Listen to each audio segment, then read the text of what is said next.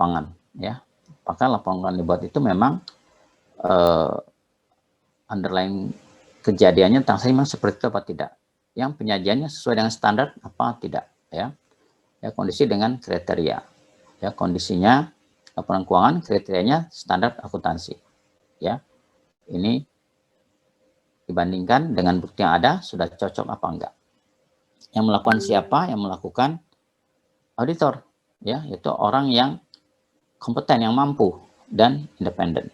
Ya, jadi audit kegiatannya membandingkan apa yang ada dengan apa yang seharusnya ada, kondisi dengan kriteria, ya, kondisinya laporan keuangan, kriterianya standar, dengan cara mengumpulkan bukti, ya, mengumpulkan dan mengevaluasi bukti, ya, sehingga bisa diputuskan, oh sudah sesuai, sehingga wajar melakukan orang yang mampu dan juga independen tentunya. Itu audit, ya. Bedanya apa sama accounting? Tadi juga sudah disampaikan, ya, dijawab sama mahasiswa. Accounting kan kerjanya tadi dari kejadian surat keuangan dicatat sampai jadi laporan keuangan, ya, yang jadi dasar untuk pembuatan keputusan oleh para pihak. Auditor mengecek, ya, apakah yang dilaporkan itu sesuai apa tidak, ya, sesuai dengan kondisi yang ada atau kondisi yang terjadi. Nah, kenapa audit diperlukan? Tadi antara lain karena ada jarak antara penerima informasi sama yaitu pemegang saham dengan manajemen, ya, manajemen yang punya informasi yang menjalankan aktivitasnya. Nah, sehingga untuk mengurangi risiko informasi inilah perlu dilakukan audit, ya. Nah, risiko informasi terjadi bukan saja karena ada jarak, tapi juga banyak hal, ya, ada beberapa lainnya, ya, mungkin transaksinya kompleks, volume transaksinya jutaan tadi banyak, atau tadi juga sudah ada yang menjawab, mungkin manajemennya, ya, direksinya walaupun diangkat oleh pemegang saham punya motif yang nggak baik, ya, bisa aja terjadi, ya. Nah, ini ada risiko laporan keuangannya menjadi kurang pas, nggak benar, ya, atau kurang meyakinkan. Nah, salah satu yang dilakukan adalah dengan melakukan audit, ya. Ada cara lainnya, ya. Kalau mampu ya ngecek sendiri. Yang melakukan siapa? Ya auditor, yang dalam hal ini kantor akuntan publik. Nah, kantor akuntan publik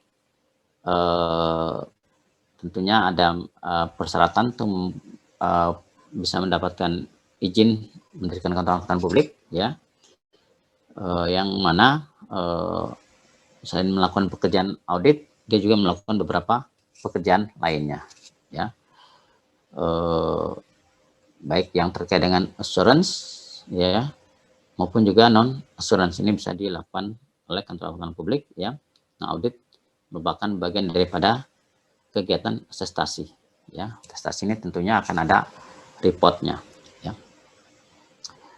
Ini bisa dilihat di PowerPoint-nya juga, ya, kegiatan-kegiatan apa saja, ya.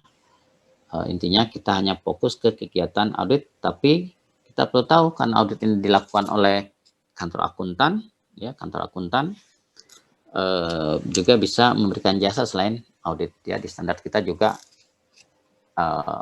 ada jasa tersebut, ya. Nah, audit ini dilakukan oleh pihak-pihak berbeda-beda selain kantor akuntan, juga di pemerintah ada, BPK ada, pajak juga ada, ya. Nah, untuk bisa membuka kantor akuntan dan tergabung dari kantor akuntan tentunya ada persyaratan, ya. Di Amerika beda negara bagian, ada beberapa persyaratan yang berbeda. Di Indonesia sama seluruh Indonesia, ya. Artinya punya latar belakang pendidikan, kemudian sudah lulus ujian profesi, kemudian juga sudah berpengalaman beberapa tahun sebelum dia bisa dapat izin buka kantor akuntan. Ada yang punya pertanyaan terkait dengan bab 1?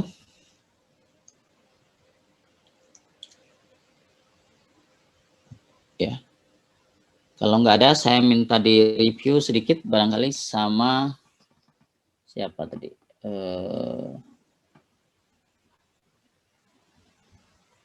Farhad belum tadi ya, Farhad ya? Halo Farhad. Halo? Hadir, Pak. Hadir. Hadir. Belum saya tanya tadi kan? Sudah. Oh, Farhad sudah ya? Oh, ini belum saya tandain ini. Hafiz sudah tadi, Hafiz ya? Halo Hafiz? Sudah, Pak. Sudah, yang terakhir tadi Hafiz ya? Iya, Pak. Indra berarti sekarang. Indra, halo Indra.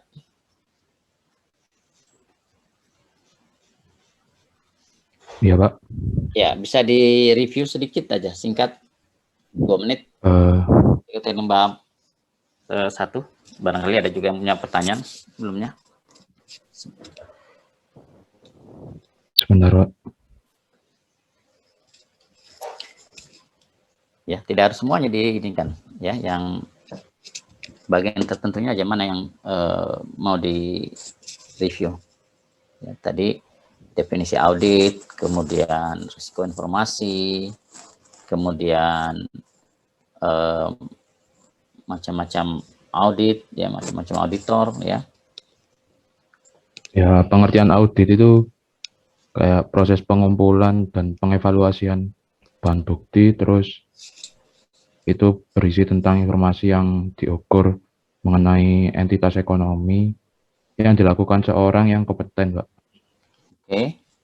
Terus audit itu dibutuhkan untuk mengurangi resiko informasi antara pembuat laporan dengan pengguna laporan, Pak. Ya, bagus. Ya, terus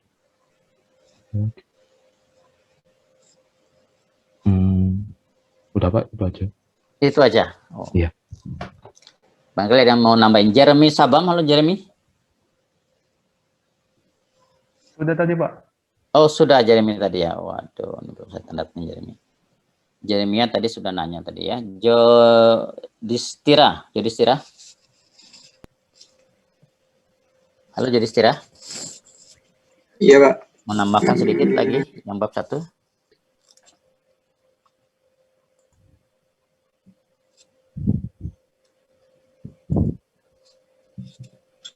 Iya, Pak. Halo. Ya, silakan nambahkan. Mau menambahkan tadi sempat baca yang jenis auditor. Ya. Beberapa tipe auditor. Jadi jenis auditor itu diantara lainnya ada akuntan publik. Auditor yang mempunyai tanggung jawab atas kinerja audit laporan keuangan bagi semua perusahaan publik. Yang kedua ada auditor pemerintah. Ya. Yaitu, jadi auditor kantor sebentar. Auditor akuntan publik itu yang kita sedang pelajari, ya, yang iya, Pak. laporan keuangan perusahaan. Ya. Ya. Nah, yang kedua auditor pemerintah mempunyai tanggung jawab untuk mengevaluasi efisiensi efektivitas dari program atau proyek pemerintah.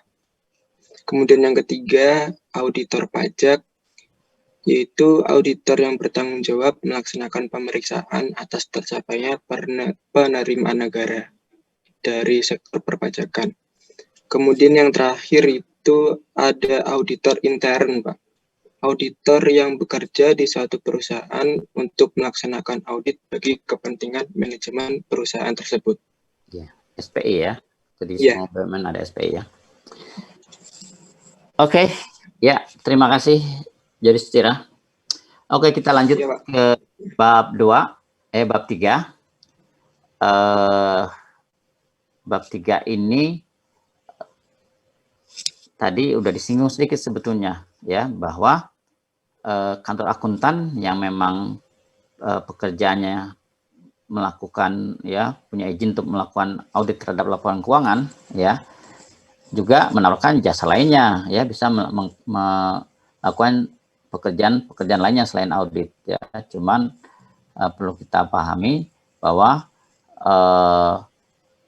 pekerjaan audit ini tingkat pengumpulan buktinya sangat ekstensif, sangat tinggi ya, sehingga mungkin dari segi pembaca laporannya akan lebih mengandalkan ya dibanding jasa review atau lainnya ya.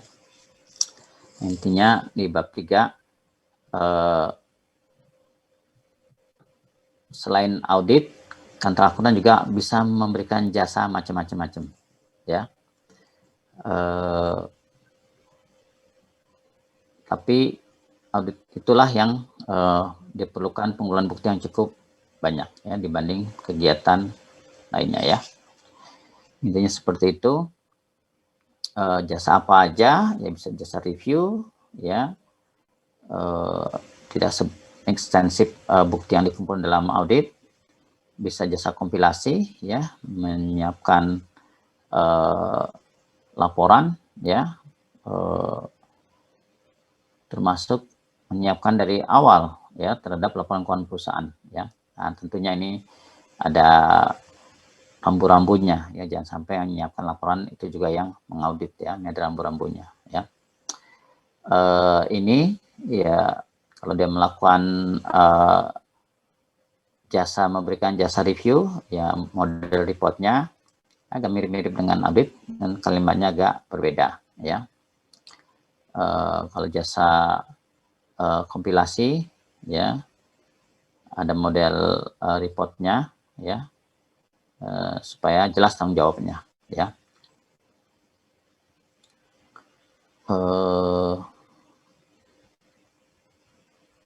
Samping juga bisa melakukan report audit terhadap laporan periode, misalnya 4 bulan ya, per 3 bulan ya, perusahaan terbitkan laporan kuartalan ya, 3 bulan. Bisa dilakukan juga jasa terkait dengan review laporan kuartalan tadi ya. Ada format reportnya juga nih ya. Intinya kita lihat di bagian bawah di sini ya, jasa yang diberikan ya, examination atau audit. Nah, ini jumlah audit buktinya sangat tinggi ya, level assurance-nya, tingkat keyakinannya juga tinggi. Kesimpulan juga bisa lebih meyakinkan di sini ya. Ini disampaikan ke banyak pihak lah ya. Kalau review yang lebih rendah ya, level assurance-nya ya rata-rata lah ya, disampaikan juga ke banyak pihak. Nah, karena juga kantor akuntan publik diminta mengecek ya kesesuaian dengan satu aturan atau prosedur ya. Ini biasanya disampaikan ke pihak yang terbatas ya. Ini jasa-jasa yang memang bisa dilakukan ya. Samping kantor akuntan, jasa-jasa ini juga bisa dilakukan oleh pihak lainnya ya, untuk meningkatkan kualitas daripada informasi ya.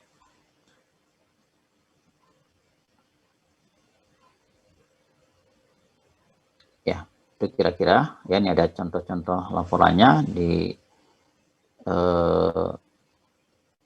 standar kita juga ada aturannya ya, dari jasa yang diberikan tersebut ya, baik yang audit, review, jasa lainnya juga ada aturan standarnya. Dan terakhir kita lihat ini laporan audit. Tadi sudah kita lihat laporan audit ya.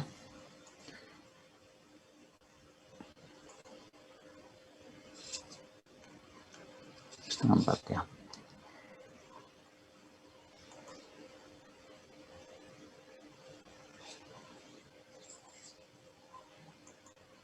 Oke ya.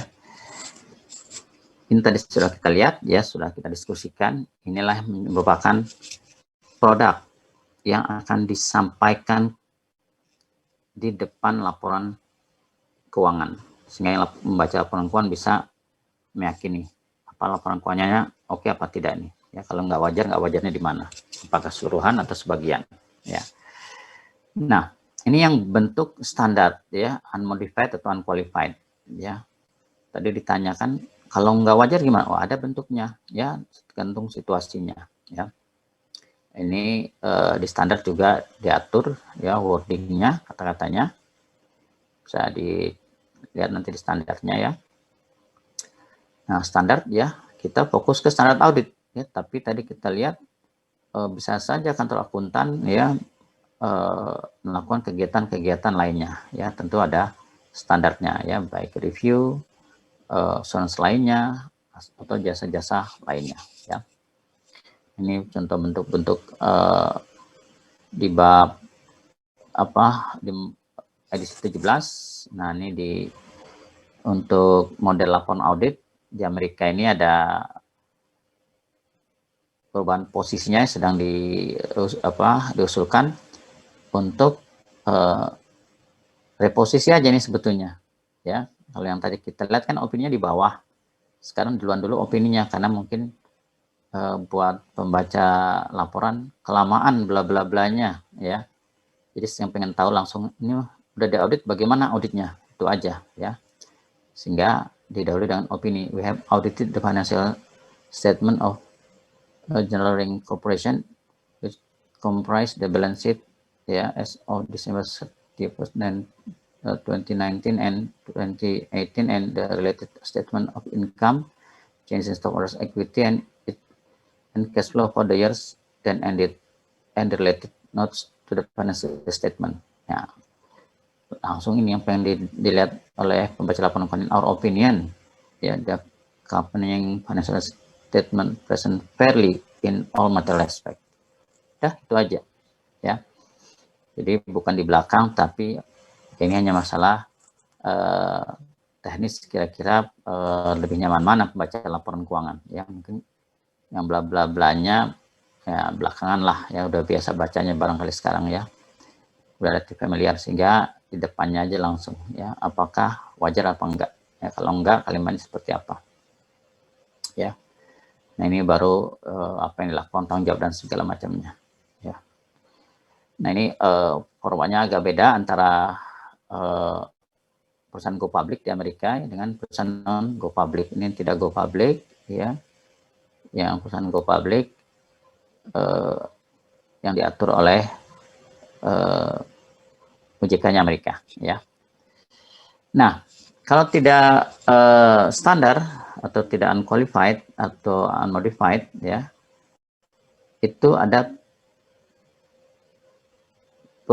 penekanan untuk beberapa hal penting, atau memang ada kualifikasi ya untuk beberapa hal yang tidak diyakini kewajarannya, atau bahkan secara keseluruhan tidak diyakini. Dalam kasus tertentu malah auditornya tidak memberikan pendapat ya. Karena apa? Misalnya karena ya ternyata dia tidak independen, dapat penugasan, salah satu deteksinya masih ada hubungan darah ya. Ya, ini mungkin jarang terjadi ya, tapi kalau terjadi dia harus memberikan laporan, kalau memberikan laporan tidak memberikan pendapat ya. Bentuknya seperti apa ya, di standar bisa dilihat contoh bentuk-bentuk laporannya ya, tapi intinya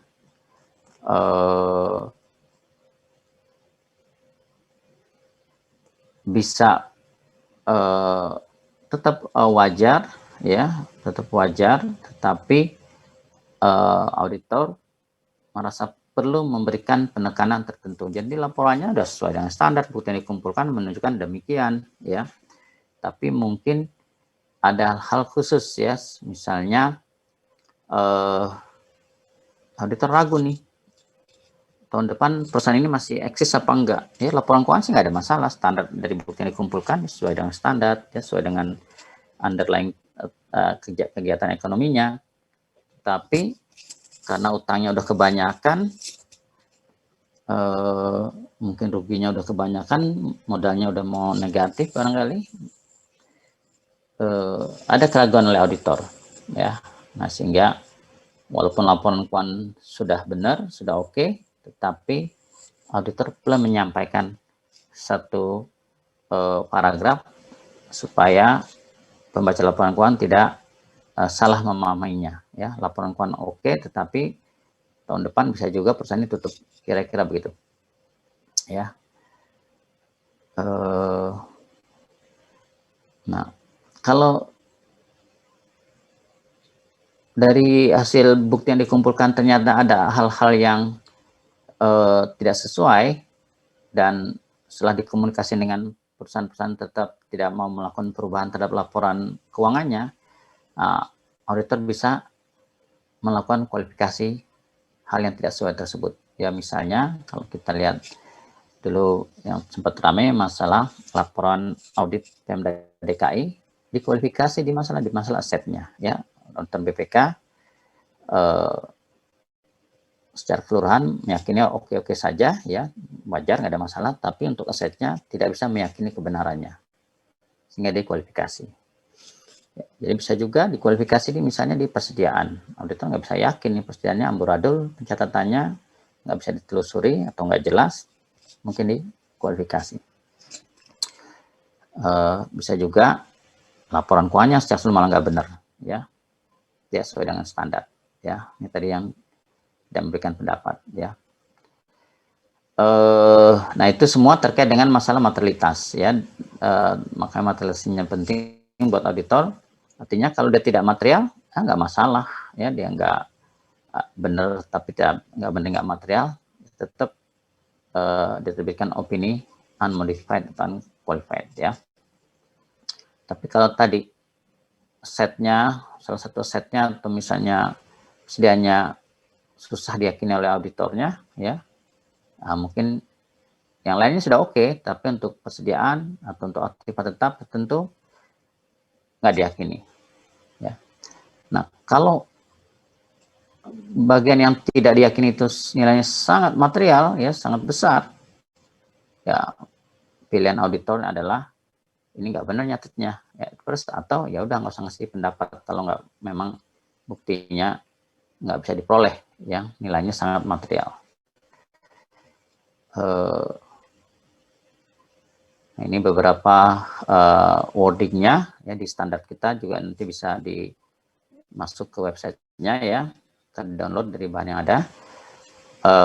Wordingnya seperti apa, ya, kalau dia mengkualifikasi, ya, di bagian misalnya aktiva atau bagian investasi, ya, tergantung situasinya, ya.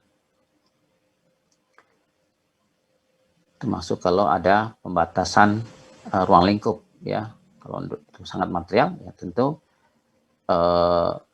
akan disampaikan we do not express an opinion, ya, karena dibatasi. Mau ngecek aktiva nggak boleh masuk, mengecek persediaan nggak boleh lihat, ya. Kenapa? Karena dibatasi oleh manajemen atau karena keadaan bisa saja, ya, dan terjadi kerusuhan atau apa segala macam dan berlarut-larut sehingga nggak bisa ngecek, ya, sehingga ya nggak bisa memberikan pendapat, ya. Itu contohnya, ya. Nah, yang bukan unqualified, ya, atau unmodified itu mungkin tidak terlalu banyak, tapi bisa saja terjadi dalam beberapa hal, ya. Nah, ini kita lihat tabelnya, ya. Kalau terjadi hal yang tidak sesuai, ya, auditor akan melihat material atau tidak material. Kalau tidak material, ya tetap unqualified atau unmodified opinion, ya. Terkait dengan prinsip akuntansi, terkait dengan standar yang diterapkan, ya, konsistensi, ya, itu auditor memutuskan apakah hal ini tidak material. Kalau tidak material, ya, unmodified opinion, ya, seperti yang contoh laporan Telkom tadi. Tapi kalau material, ya, mungkin perlu ada beberapa penjelasan, ya. Nah, sebaliknya, selanjutnya kalau terkait dengan pembatasan scope, ya, tadi yang nggak bisa dicek, misalnya pita nggak boleh dikonfirmasi, tapi pitanya sedikit kecil, ya, ini perusahaannya perusahaan jasa, nih, mungkin tagihan yang outstanding nggak banyak, ya, opini tetap unmodified, ya. Tapi kalau nilainya besar bisa dikualifikasi, sangat besar, ya nggak, sangat besar sekali, berarti nggak bisa punya bukti, ya udah nggak usah ngasih pendapat, ya, karena kita nggak bisa buktikan. Nah, tapi kalau laporan keuangan tidak sesuai dengan standar dan nilainya menurut auditor sangat material, ya laporan keuangannya nggak benar nih, first opinion, ya tidak sesuai, ya. Nah, kalau tidak independen otomatis, ya nggak perlu dicek lagi materialitas apa nggak material. Kalau nggak independen tentu nggak usah ngasih pendapat. Yaitu beberapa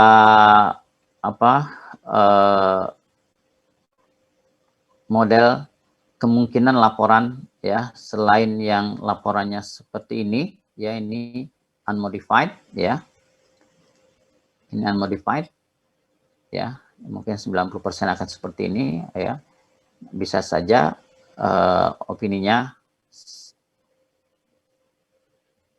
lain, ya, yang lain bisa dengan penekanan beberapa hal yang dianggap penting, ya, atau bahkan dikualifikasi, atau bahkan tidak wajar, atau bahkan tidak memberikan pendapat. Ya, ada yang punya pertanyaan?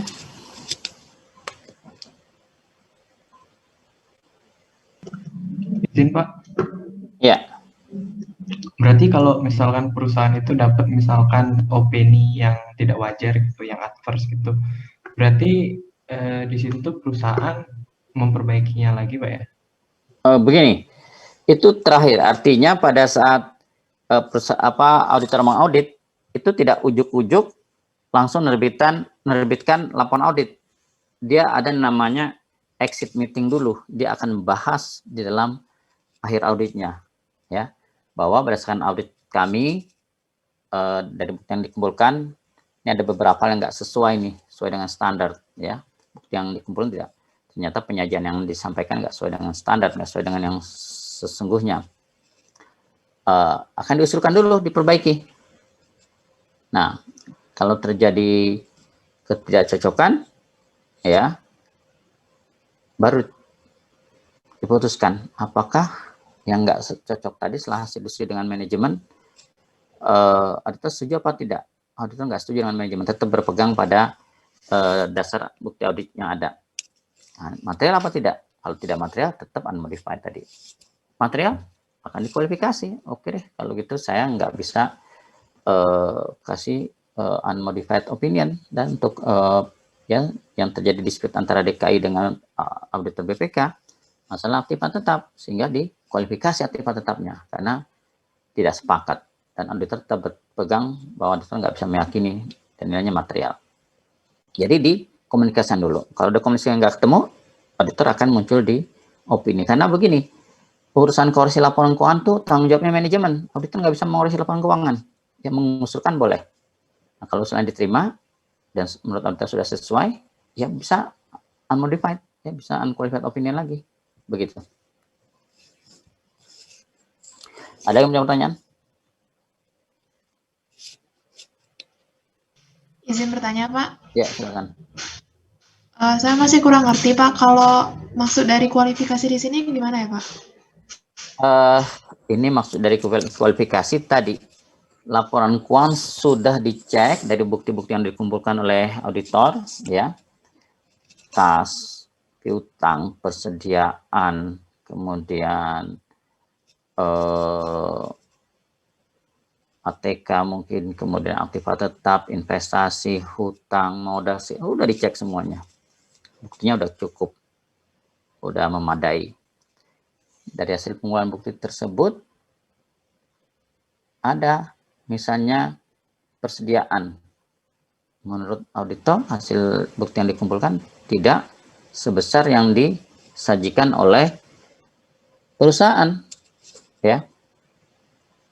Dan setelah diskusian dengan perusahaan supaya dirubah, perusahaan tetap nggak mau merubah, ya. Dan nilai persediaan misalnya 30 miliar, menurut auditor ini nggak 30 miliar, orang barangnya belum diterima, kan belinya FOB destination, misalnya pada akhir tahun barang itu masih di jalan, di kapal, belum sampai destination-nya, itu gudang perusahaan, nilainya besar 20-30 miliar.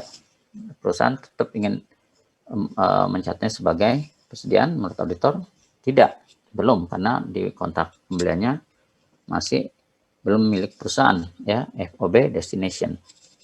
Itu bisa dikualifikasi laporan keuangan secara keseluruhan, Wajar, oke. Nah, kualifikasinya yang tidak wajar di mana? Di persediaan. Auditor tidak bisa meyakini persediaan karena menurut auditor nilai itu signifikan, ya, perbedaan antara auditor dengan perusahaan nilainya signifikan, dan auditor tetap punya dasar bahwa itu belum jadi milik perusahaan, ya.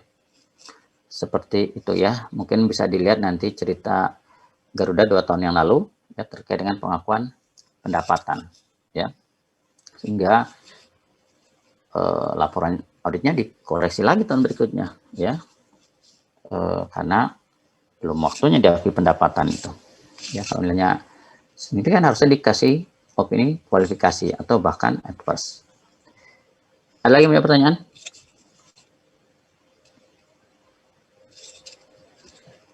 Oke, ya. Kalau enggak nih saya mau coba breakout room nih, gimana ya, sebentar lah.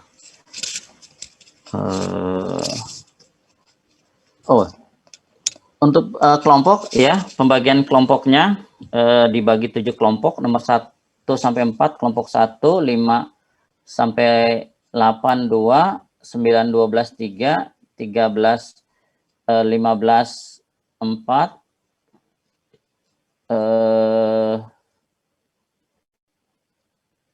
13, 16, 4, ya, 17, 25, 21, 24, 6, 25, 29, 7, ya, 7 kelompok ya. Nanti kalau penugasan kelompok untuk minggu depan, penugasan kelompoknya nanti akan disampaikan ya. Dan untuk sekarang nanti akan saya coba share, ini jam keburu nggak ini? Keburu, masih setengah jam ya.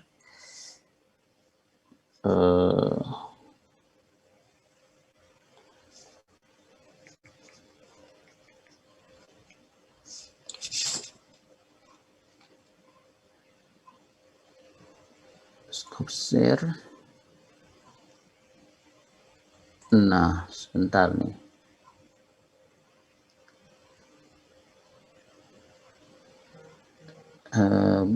Room 1, create room.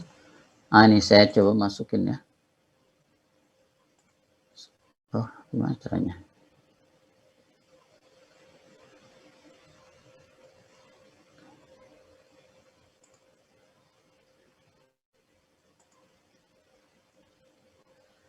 Oh, aduh.